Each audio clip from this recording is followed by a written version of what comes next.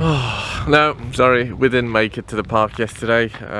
Some issues came up and I had to spend ages trying to get through to my bank. So yeah, that was just a couple of hours wasted on the phone instead of doing something fun. But that's just life for you, I suppose. Anyway, sadly, it's time for us to leave the yurt, vacate this lovely little place. And with it being the first time, what are my thoughts on it? Well, the yurt was absolutely fantastic. We really liked staying in there. We're staying here this is recorded in September. So during the day the temperatures are like 28 degrees, 29 degrees, 30 degrees, 27 degrees at the very lowest really. So during the day it's pretty warm.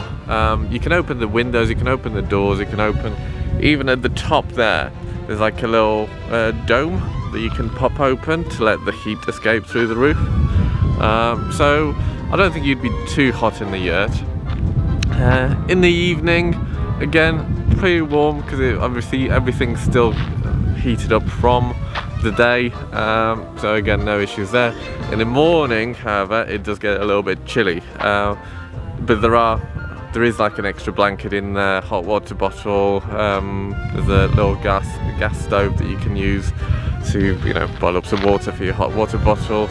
So again, you can deal with it. We personally didn't. We just sort of, I don't know, we didn't bother doing anything. We were a little bit chilly when we woke up, but then as soon as you're up, you start moving, you're pretty warm. I mean, we probably woke up about an hour ago, and all I've got on me is a very thin base layer, and I'm perfectly fine. I wouldn't really want to have a jumper or anything on. So you warm up very quickly, and everything warms up very quickly. So yeah, no issues temperature-wise. What are our thoughts on the kitchen and the bathroom setup?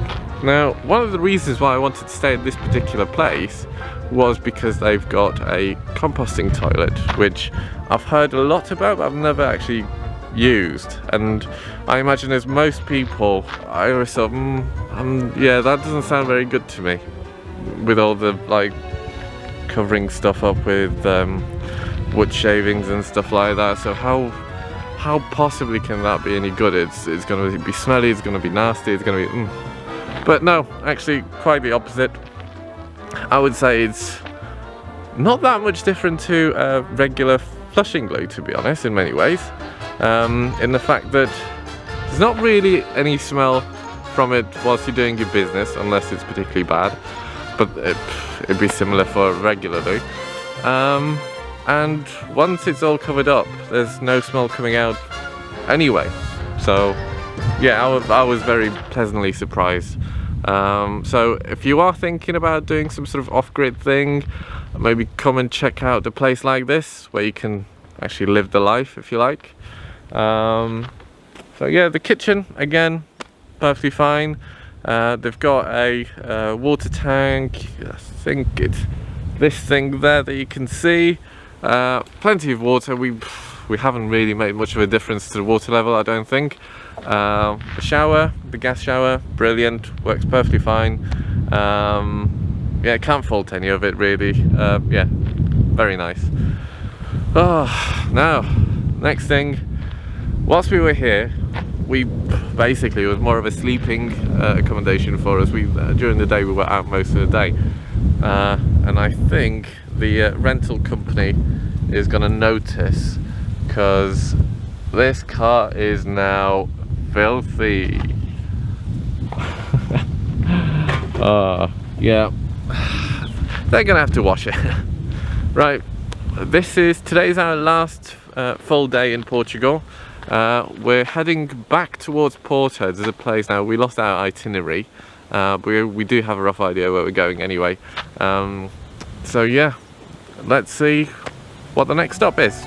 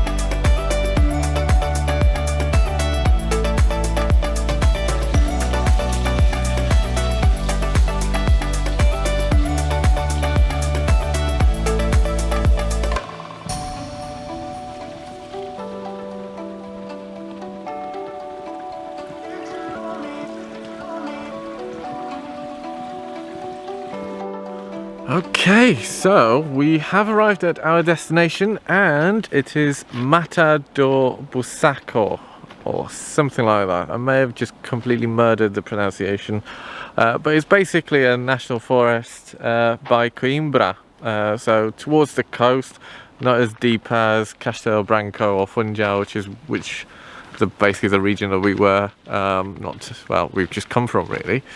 It's basically towards Porto, which is where our flight's going from, which is why we just thought might as well stop by and have a look. And so far it's not disappointed. It's absolutely brilliant.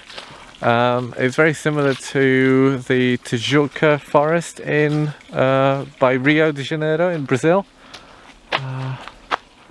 It's very tropical.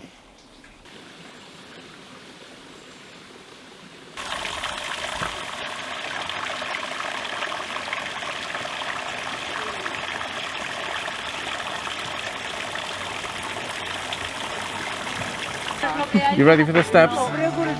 Yeah. There's a lot of them. Let's go.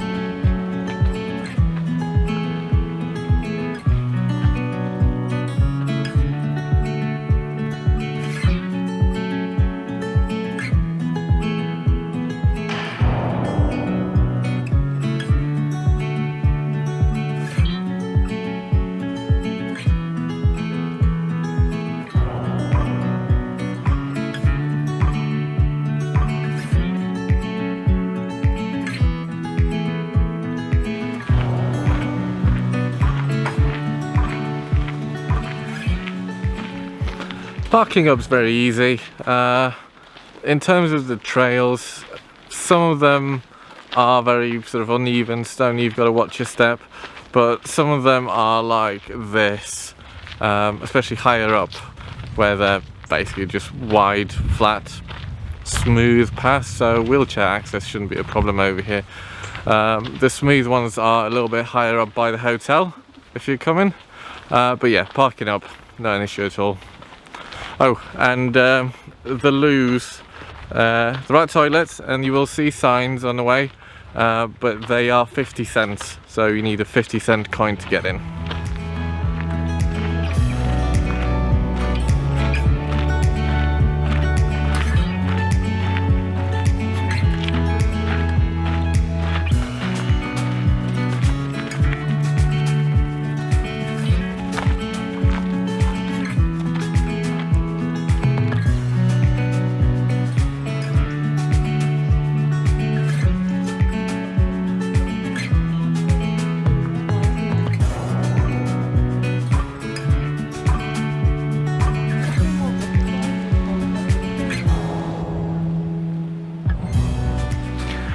Very nice terrace. Again, very similar to the one you'd find in Tijuca Forest in Rio, in Brazil. The difference being this one doesn't have cracks in it. And I don't know, this one isn't hanging off a cliff.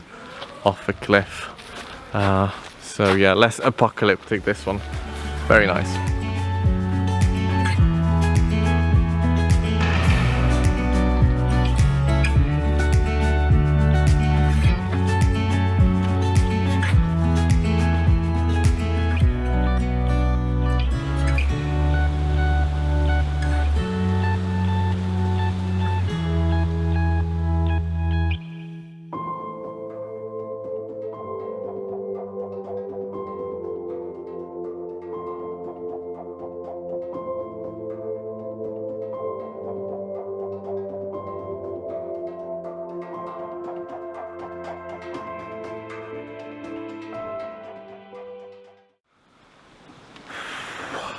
made it.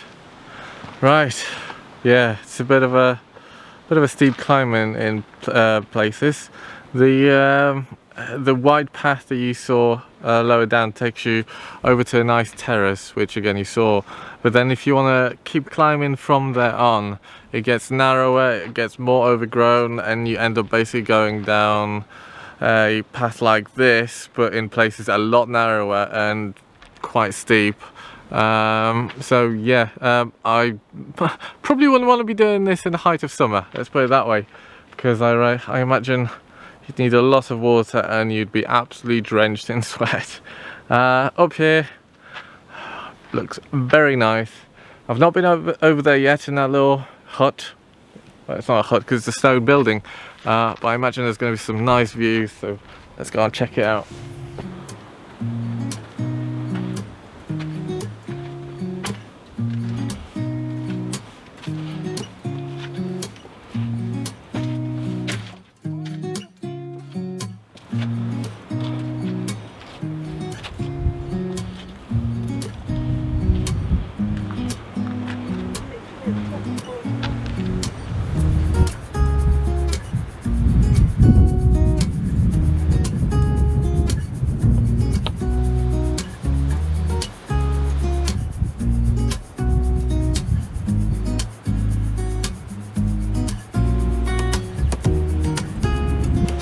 Okay, scratch that. We basically went the hard way, it appears, although we won't really know for sure until we actually get to the car. There seems to be like proper stairs and a proper path with those buildings. I'm hoping that if we carry on this way, we'll get to the car, which is along the main sort of road that takes you up. And the place is full of these 17th century buildings. Yeah, just a pretty cool thing to see that, you know, something that was built, what, about 300 odd years ago in the 1600s is still standing and almost as good as new. I mean, I can't imagine the glass is new. Sorry, I can't imagine the glass is original, but I imagine the structure is pretty much the way it was.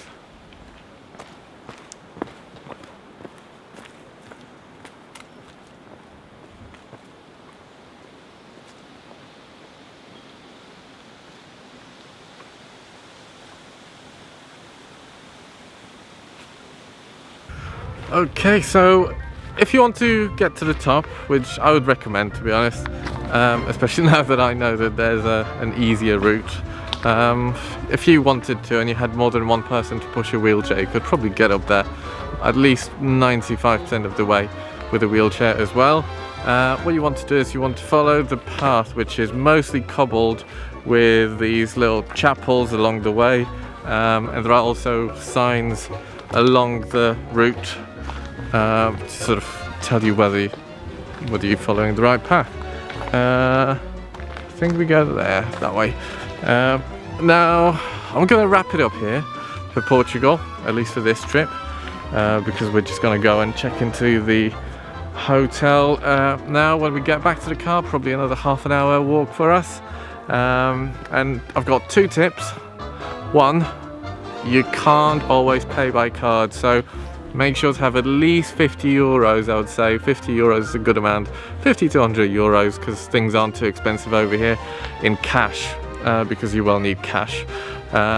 Sometimes you will also need coins, like for the loo here you need the 50-cent coins. And tip number two is, now I don't know if it's going to be the same in season, we're here slightly after season. Getting dinner, eating out, can be a bit of a challenge, because sometimes you have a look on Google Maps, see where there's a restaurant, you get there, it's supposed to be open and it's not. So just bear that in mind. Dinner is sort of between 7 in the evening and 10 o'clock in the evening, so yeah, just bear that in mind.